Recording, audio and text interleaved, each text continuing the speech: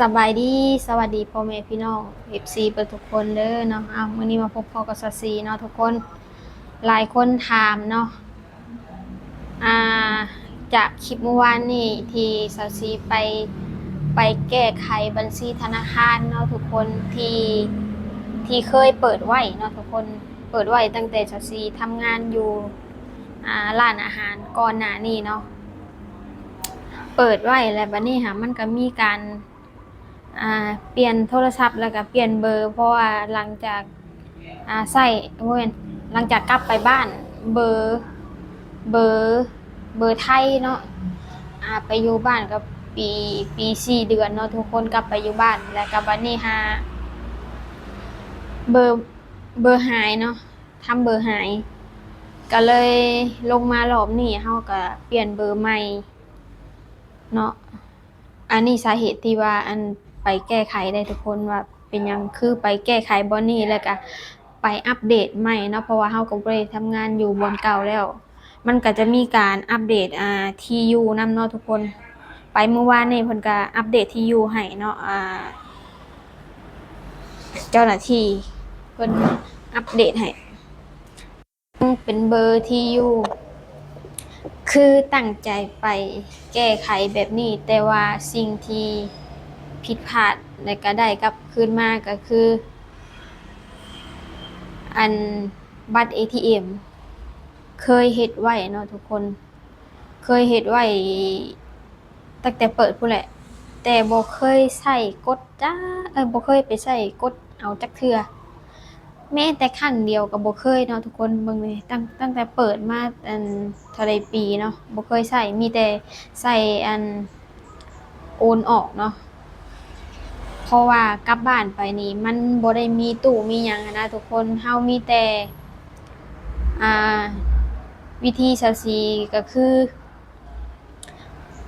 ไปโอนเงินเนาะไปโอนเงินแหละให้เขาหักค่าธรรมเนียมเลยทุกคนมันก็จะมีอยู่คนรับโอนเนาะรับโอนพอเฮาโอนกับเขาแล้วเขาก็จะเก็บค่าธรรมเนียมเนาะว่า 1,000 บาทนี่ต่อ20 บาท40 บาทณปัจจุบันนี้เขาเอา40 บาทต่อ 1,000 บาททุกคนสมมุติว่าข้อยโอนกลับบ้านไป2,000 หรือ 3,000 จังซี่นะสมมุติว่าโอน2,000 นี่เขาเอาไปแล้ว80 บาทเนาะเอ้าเป็นหยังคือบ่โอนเข้าบัญชีเจ้าของคือแบบว่าเฮามีบัญชีไทย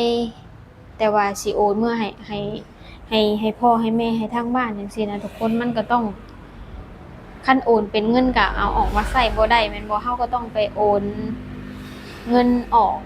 กับคนที่เขารับโอนแล้วเขามีเงินสำรองไว้ให้เฮาอยู่แล้วเนาะถ้าสมมุติว่าเซาซีเป็นคนรับโอนแต่ว่าเซาซีมีเงินอยู่ก้อนหนึ่งเนาะสำรองไว้เผื่อไว้เอาเงินสดให้เขาเจ้าจังซี่นะทุกคนเนาะอ่าแต่ว่าแต่ว่าเดี๋ยวนี้มัน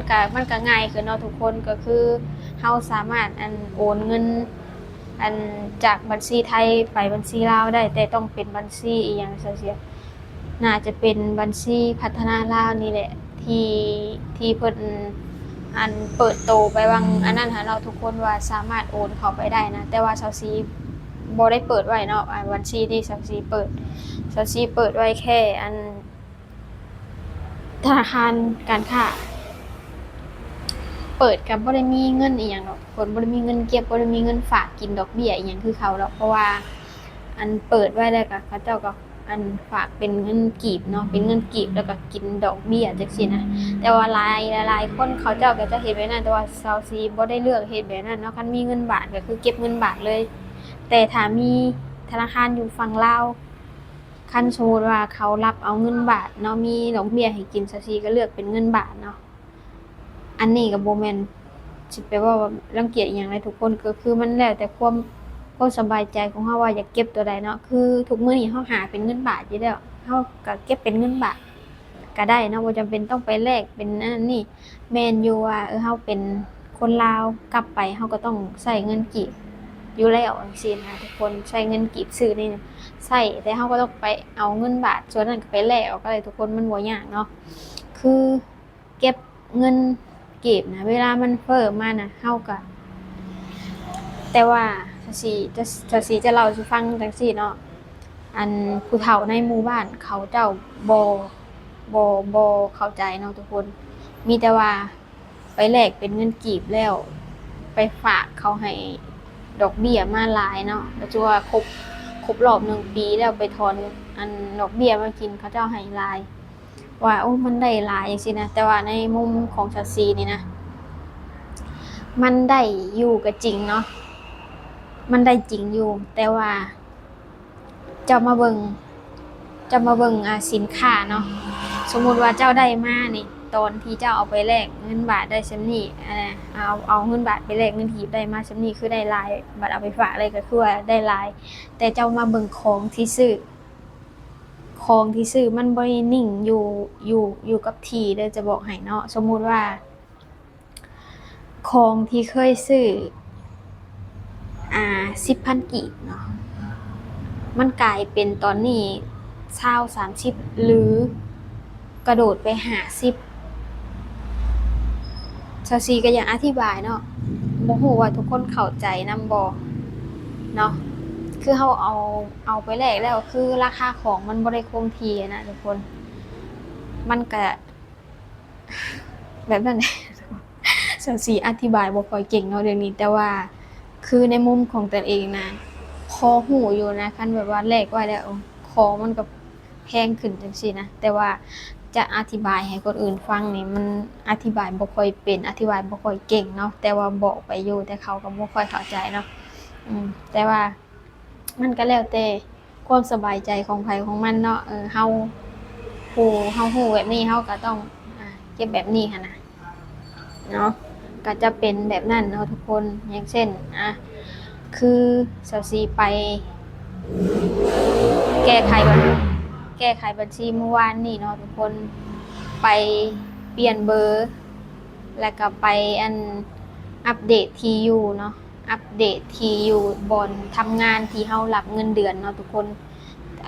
ไปเมื่อวานนี้สาวซีก็ได้ฮู้อิหยังหลายๆอย่างเนาะเพิ่นก็บอกว่าเอ้าบ่ได้อยู่นี่คือต้องมาพี่เนาะแล้วก็เป็นหยังต้องไปไกลถึงขนาดนั้นเป็นหยังเอ้าแบบว่าธนาคารบ่อนไปนะทุกคนแต่ว่าบ่อนเปิดจริงๆนะเขาเจ้าปิดแล้วไปเมื่อวานนี่เขาปิดแบบปิดถาวรเลยไปเปิดอีกบ่อนใหม่แต่ว่าเฮาบ่ฮู้เนาะทุกคนแล้วก็เฮาก็ไปอีกสาขาหนึ่งที่มันอยู่บริเวณนั่นแหละเพิ่นว่าอยู่ลาดพร้าวเป็นหยังคือมาไกลแท้ที่มานี่ค่ะก็คือเคยไปบ่อนที่ใกล้เนาะทุกคนแบบว่าใกล้สาขาใดไปสาขานั้นเนาะมันก็มีแต่ว่าอันนี้ชาวซีบ่ฮู้ระบบนี่บ่ฮู้ระบบของเขาเนาะแต่ว่าเขาบอกว่าคันมันเกิดปัญหานะให้เจ้าไปสาขาที่เปิดโลดจังซี่หั่นนะไอ้ที่เว้าชื่อออกมานี่เป็นเพราะว่าเวลาเกิดปัญหาเฮาจำเป็นต้องไปที่สาขาไปหม้องที่เฮาเปิดโลดบ่เนาะถึงแก้ไขให้ได้อีกสาขาหนึ่งก็สามารถแก้ไขให้ได้อยู่บ่หรือจังได๋อันนี้24ก็บ่ฮู้เนาะแต่ว่าเคยไปแล้วแต่ว่าพนักงานบอกว่ามันเกิดปัญหานี่เจ้าก็ต้องไปบ่อนที่เจ้าเปิดให้เขาแก้ไขให้จังซี่นะหรือบ่ก็อาจจะเป็นแบบอาจจะเจอคันสมมุติเป็นแบบ FC เว้าเนาะว่าคือไปไกลแท้ใกล้สาขานั่นก็ไปสาขานั่นแหละน้องสีว่ะก็เคยไปแล้วเนาะเด็กบอกจังซี่แต่ว่าเพิ่นบอกว่า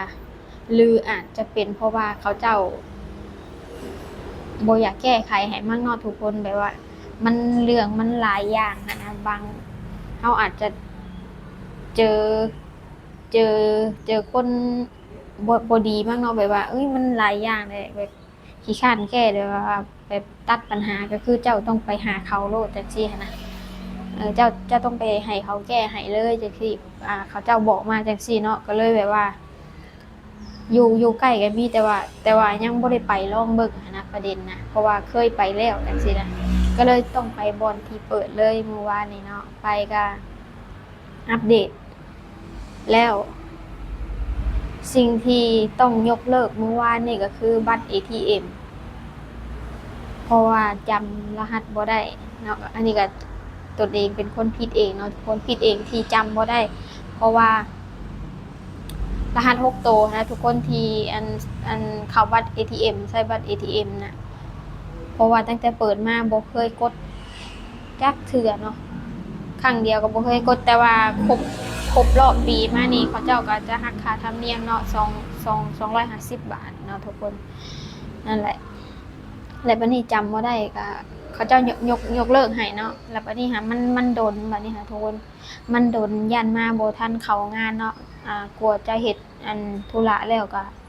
เกือบอันชั่วโมงกว่าเนาะทุกคนนั่ง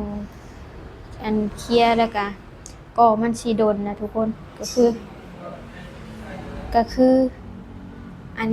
หน้าตาเปลี่ยนมันมันอ่านหน้าบ่ได้เนาะทุกคนมันโดนนำอันนี้ที่24อันเฮ็ดธุระบ่แล้วก็บ่ได้อันสมัครบัตร ATM ไว้เนาะทุกคนแต่ที่จริงอะสมัครไว้มันเป็นสิ่งที่ดีเนาะเราเป็นคนลาวนะก็ถือว่าบ่มีเน็ตบ่มีหยังเราสามารถเอาบัตร ATM ไปกดก็ได้จังซี่นะทุกคนเนาะแล้วบัดนี้มันอ่านหน้าบ่ได้เพราะว่าพาสปอร์ตเฮ็ดตั้งแต่10 ปี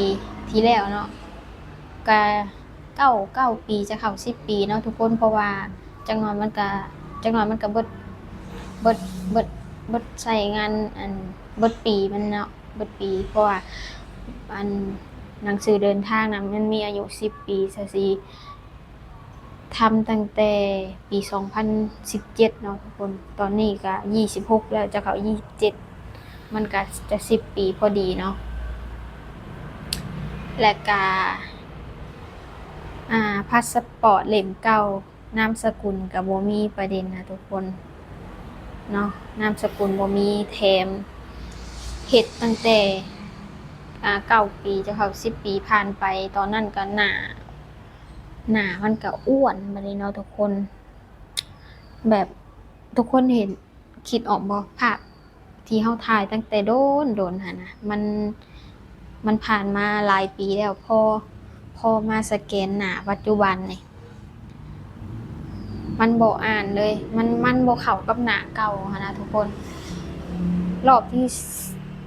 1ก็บ่ได้รอบที่2รอบที่3บ่ได้จนฮอดรอบที่4เนาะต้องแบบต้องต้องพยายามอันเปิดผมแล้วก็ต้องเอียงซ้ายเอียงขวาพับหน้าปากเนาะอันเข้าไปในหันที่เพิ่นให้เฮ็ดหั้นนะ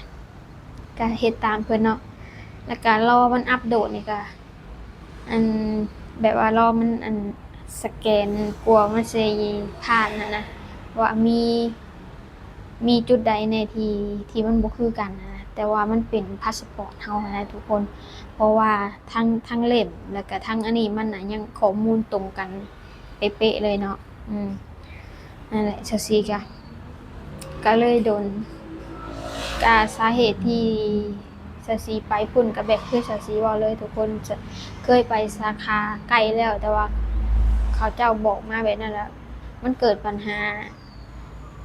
แบบนี้ก็ต้องไปให้สาขาที่เจ้าเคยเปิดให้เขาแก้ไขให้จังซี่นะเนาะมันก็เป็นแบบนั้นแหละไปเมื่อวานนี่ก็ทุลักทุเลเนาะทุกคนฟ้าวไปกับฟ้าวกลับเนาะเพราะว่าจะสินั่งรถไฟฟ้าไปเนาะทุกคนมันบ่แพงเนาะมันประหยัดไปอีกเนาะทุกคนคือไปนะ2ต่อเนาะก็คืออันทำอิฐนี่ก็อัน4 บาทต่อไปก็23 บาทเอาง่ายๆคือไปกลับนะมันตกอยู่134 บาทเนาะแต่คันแบบคิดไล่ใส่เฮานั่งแท็กซี่ไปนะทุกคนไปกลับนะบ่ฮู้ว่ารถติดบ่ติดก็ตีไว้โลดที่500 600 บาทเนาะนั่งรถไฟก็ถือว่ามันประหยัดแล้วก็ใช้เวลาบ่โดนเนาะทุกคนเพราะว่ารถมันบ่ได้ติดเด้ทุกคนเข้าใจบ่คือรถไฟมันรถไฟฟ้าเนาะมันไปก็ถ้า อันไปจอดบอนสถานแต่ละสถานีก็บ่ฮอด1 ชั่วโมงนะทุกคนเนาะจอดให้คนขึ้นให้คนลงนะแป๊บเดียวมันก็ไปแล้วไวเนาะทุกคนประหยัดนำก็คันไผเป็นคนลาวหรือยังอยากประหยัดก็ไปหานั่งเนาะทุกคนไปหานั่งอ้าวก็มีแต่ส่ำนั้นแหละทุกคนเลยเนาะแล้วก็ไผมีอิหยังอยากแนะนำอยากเสนออยากเว้าอิหยังก็เม้นมาเด้อทุกคนเดี๋ยวสิมีเวลาก็จะเข้ามาอ่านแล้วก็ตอบเนาะทุกคนเนาะแต่ว่าคันแบบยังบ่ได้ตอบก็ถือว่าจะสิยังติดเวียกติดงานอยู่เพราะว่าทำงานเนาะทุกคนช่วงนี้ทำงานก็บ่ค่อยได้ไปทางใดไปก็ฟ้าวๆเนาะไปก็คือบ่ได้หยุดเลยทุกคน24:00ตื่นตั้งแต่ตี 5เนาะเพื่อมาก็กลับมาก็พอดีเที่ยงพอดีเข้าเตรียมงานเปิดร้านเนาะทุกคนอันนี้ก็คลิปนี้ก็จะไปทำงานอีกแล้วทุกคนฝากพ่อแม่พี่น้องกดไลค์กดแชร์กดติดตามให้เนาะทุกคนเพื่อเป็นกำลังใจแล้วก็เพื่อบ่พลาดคลิปใหม่ๆเนาะสำหรับคลิปนี้ก็ขอตัวลาไปก่อนเด้อบ๊ายบายสบายดี